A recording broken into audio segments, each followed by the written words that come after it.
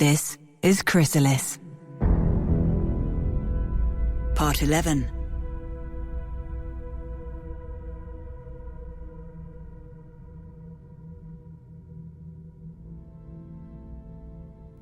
I was broken, half blind, shaken. It was hard to focus. My mind was still experiencing a pain from the unspeakable agony I had been put through. No, that I had put myself through. My body was disfigured, entire sections missing. My previous ceramic outer covering was completely gone, exposing the armored layers underneath. Huge gaps open to space, pipes, hangars, conduits and corridors gutted for all to see. My memories from after the detonation were full of gaps. I remembered the pain, of course. I wasn't sure how many enemy ships survived, but I knew they hadn't tried to attack me, to take advantage of my moment of weakness right after the explosion. Perplexing, unless they had their own recouping to do. What I didn't remember was engaging my warp drive, nor the time I'd passed in warp. I guessed I had been moving by instinct, as if in autopilot, maybe even losing consciousness at times. Hard to tell. But I was here. I survived. But I no longer cared about mere survival, or the intangible future. I had lost everything I cared about when Earth was destroyed. So, self-immolation was still an option, if it could redeem me. But if done in an act of cowardice or resignation, then I was above it. Had that been my plan all along? Had that been the true reason why I had no backups? Why I had tied myself to a single body? Self-preservation? No, there had to be something else. The idea of boundaries, to remaining human. And part of that, I knew, was about death, of being subjected to it, of having an end. The more I thought about it, the more I realized it was an artificial limitation I was imposing on myself, out of fear. I knew it wasn't in my nature to die, not in my new nature, at any rate. And yet I had set boundaries, boundaries that I had created to keep me human, but that also prevented me from doing what I needed to do, that forced me to pull my punches in a war that required me to go the extra mile. I knew what I had to do. I didn't like it, but I couldn't delay anymore. This had been a wake-up call. I immediately focused my attention on my machines. My factories had maintained their production while I was in warp. They had kept making new drones and crafts. I had been in a haze when warping to the safety of my own stellar systems, and in my delirium, some part of me chose to return to this particular refuge, back to the massive orbital habitat I was building in Tau Seti's main asteroid belt. Tau Seti. I liked this home. The multitude of smaller planetary bodies so common around other stars had failed to form here. Instead, Tau Seti was surrounded by a thick, dense asteroid belt, rich in valuable minerals. With no massive gravity wells to contend with, resource extraction was effortless. What had started as a small mining outpost, just like the ones I established in my other systems, had gradually become the second largest structure I'd ever built after my own body. It contained power plants, hangars large enough to house 2 support ships side by side, safe areas for new drone design tests, and a horde of maintenance machines, builders, and resource extractors. I knew it would still take me several days to fully recoup my losses in the last battle, but this was a good start. I had around 400,000 drones and soldiers already, and 7 support ships. Not enough to fight off a Council fleet as strong as the last one, but I doubted the Council would be able to mount a defense of that magnitude again. Not anytime soon, at any rate. And for the same reasons, I also didn't expect them to start an offensive of their own. This meant that I could catch my breath and focus on rehabilitation. My first action was to build stationary databanks in my outposts. I placed some in Tau Seti's orbital habitat, others in the numerous mining stations and outposts I had across my Dominion's planets and moons. I saved a backup of my mind in each one of them, a tactic I always avoided. The decision to take this step had been tumultuous. I had expected to feel something at crossing that self-imposed boundary, at breaking the first of my rules. But my trepidation only led to a sense of stillness, a familiar detachment to which I was becoming all too accustomed. Even the annoyance I had once felt at not being able to summon an emotion other than calm indifference was fading. With my immortality now guaranteed, I ordered the construction of new processing units in each of my 7 support ships, and the one still on the assembly line. Powerful computer farms, each capable of holding an artificial mind similar to my own. Meanwhile, I replaced the blueprint of my new assault soldiers. I scrapped the humanoids and returned to my original design, the dog spiders. They were simply better, and I had let my sentimentality compromise efficiency. I let the romance of a human soldier outweigh the practicality of these canine arachnids. Easier to manufacture, faster, more agile, and abandoned only due to a misguided sense of nostalgia. No longer. I ordered the construction of 2 million of them. After never dipping a toe into the pool of inhumanity, I had now fully submerged myself. A growing noise from within. A mechanical maw devouring me, stealing my soul, leaving an empty husk.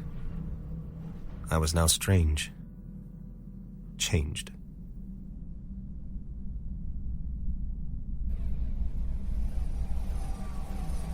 I focused on my drone swarm.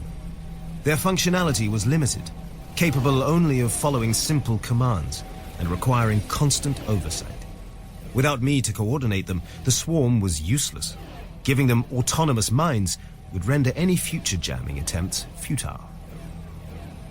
I wasn't about to give a mind to each and every drone. Just like with shield projectors, that was prohibitively expensive. But having a few thousand smart drones in the swarm, each in charge of a squadron of subordinate ones, would be sufficient. My decision was to design a new type of drone, a sentient drone, with a mind of its own.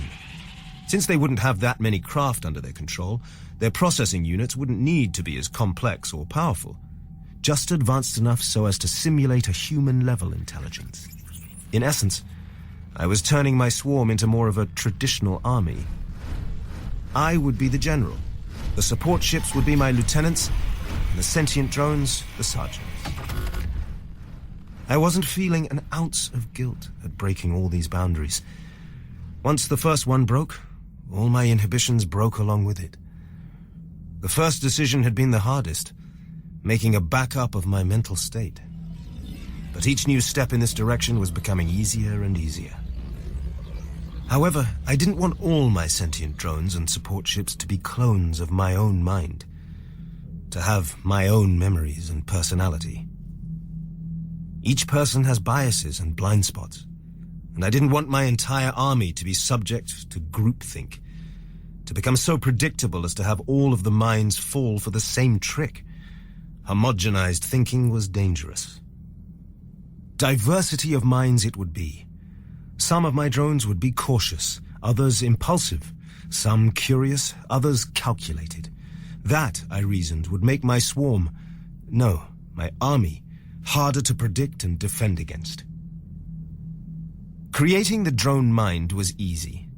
I had entire databases of unused human brain scans that I had downloaded before I left Earth. They were incomplete, with enormous missing regions. Useless on their own, since there wasn't enough information in any of them to recreate the original personality. But I didn't have to do that. When combined with my own digital brain, I had enough information to simulate a human mind.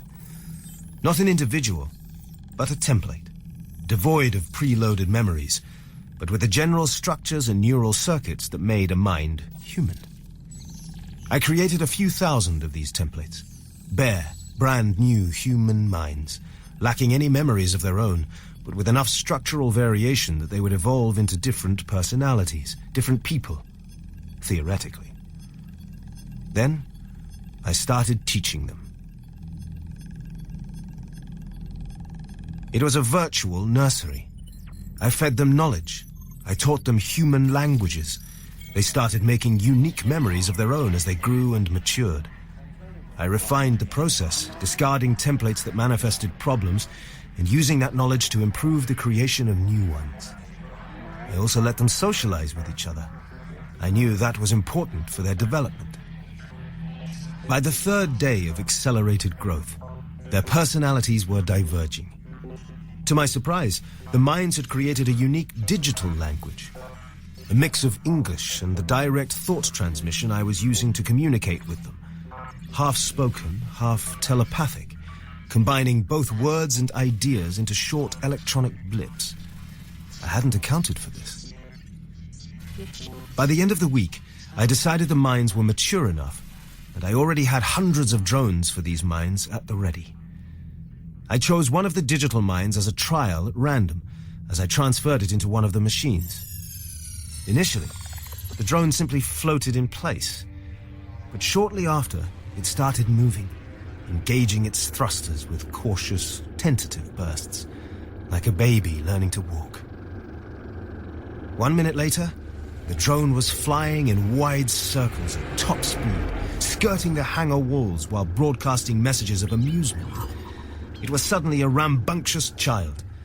I ordered it to stop, and, reluctantly, it slowed and returned to the center of the room like a disciplined adolescent.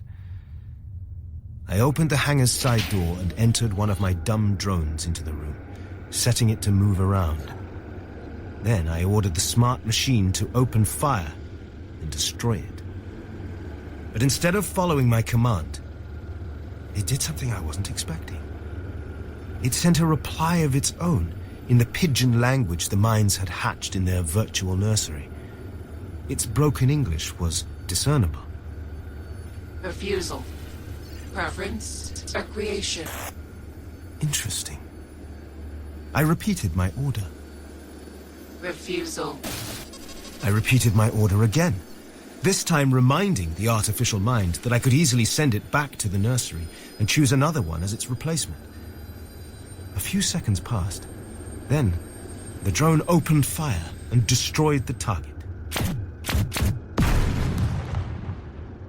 Content? The sentient machine turned, facing away from my sensors.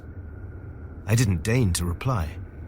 The initial refusal to obey my commands had been worrying, so I decided to repeat the experiment. I entered yet another dumb drone through the same side door, ordering the young mind to shoot it down too. Refusal. I repeated my order, my tone flat and commanding. The sentient drone started moving as if to intercept the target, but then turned 90 degrees on its axis and accelerated hard, dashing through the side door, out of the room. I saw it fly at top speed through the maintenance corridors of the orbital habitat, disturbing the worker drones and the resource transport lines. I ordered it to stop and return. This was getting tiresome. Having sentient machines under my command risked them not following my orders. In fact, if I had truly succeeded at modeling them like humans, they were practically guaranteed not to. Humans were too independent, too strong-willed. Chances were they would put their own survival, or the survival of their comrades, as their top priority. It just wouldn't do. The drone had found one of the openings in the habitat's unfinished outer structure, and was now slowly drifting away into space, looking at the surroundings, at the sea of stars and the thousands of rocky boulders floating under us. Wonder. Curiosity was also a dangerous trait. No, this wouldn't do. I needed a way to ensure they would listen to me, to guarantee their loyalty and compliance.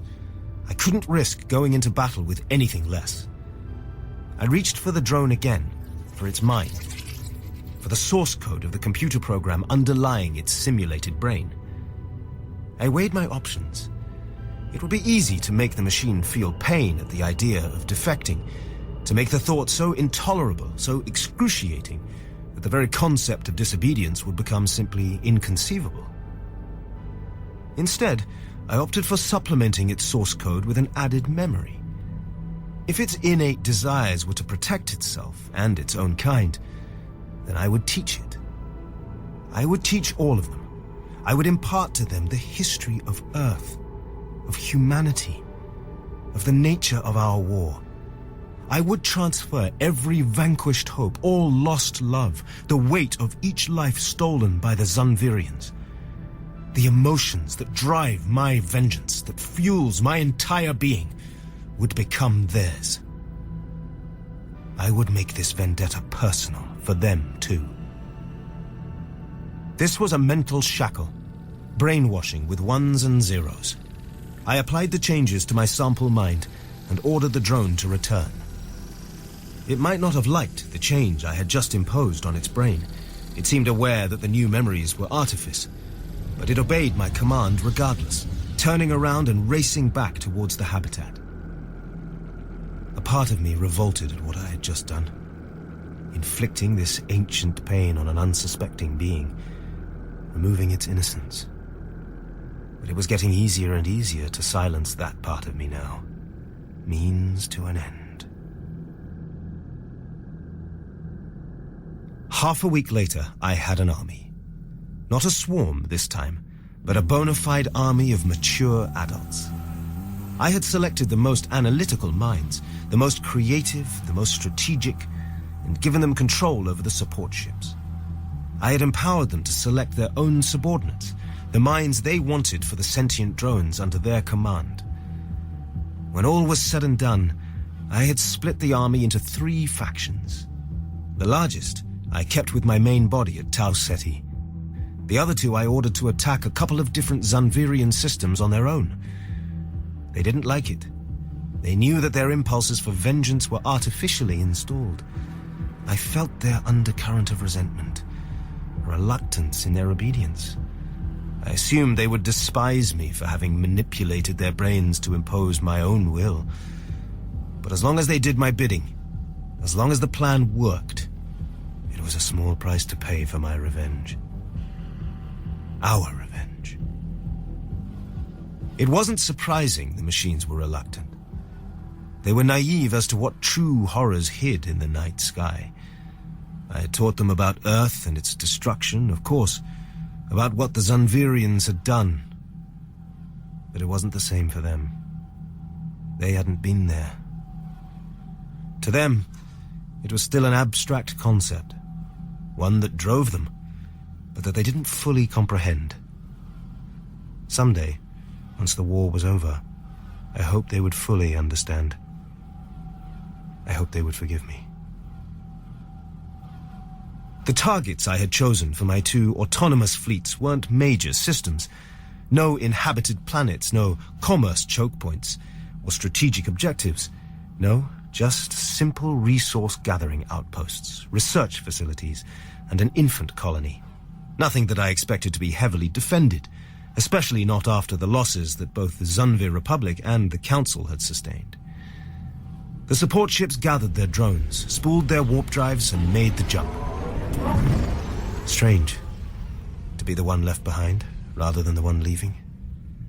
It would take the fleets a couple of days to reach their respective destinations. As I was considering what to do in the meantime, I received a transmission. The first thing I noticed was the strange way I had received it. One of my drones orbiting the destroyed colony world of Yovit suddenly picked up an incoming message from a Zunvirian satellite, one that I previously thought disabled. Even stranger was its contents. It wasn't another request for dialogue, nor an attempt at peace. No, this was different, much more interesting. In many ways, it was something I had been missing, even if I hadn't been explicitly looking for it. An answer. An explanation regarding the destruction of Earth. Not that it changed anything. Whatever the reason had been, Earth was dead, and my resolve was steadfast. It was the rest of the message that was important. I went through the information contained in it over and over again, learning, considering the alternatives, integrating the key codes, locations, and dates into my databanks. It could easily be a trap, I knew, feeding me some truths, then lying with respect to the Council fleet's location or Zunvir's planetary defenses, goading me into a fight I was bound to lose. But it could also be true. And if so, this would give me an opportunity to deliver a huge blow to my enemy. I looked at my own body, still charred, half destroyed. I had considered repairing it before I engaged in another big offensive. But now that I had more processing units, both in different ships and in my outposts, now that I had made backups of my mind, my body seemed expendable.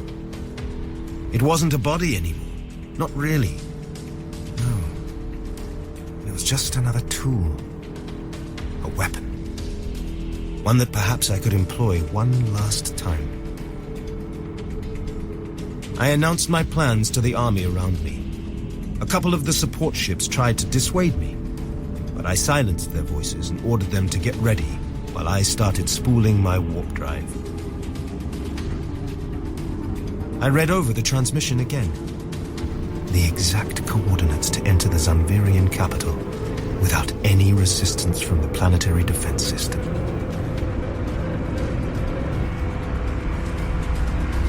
It was time to pay Zunvir a visit.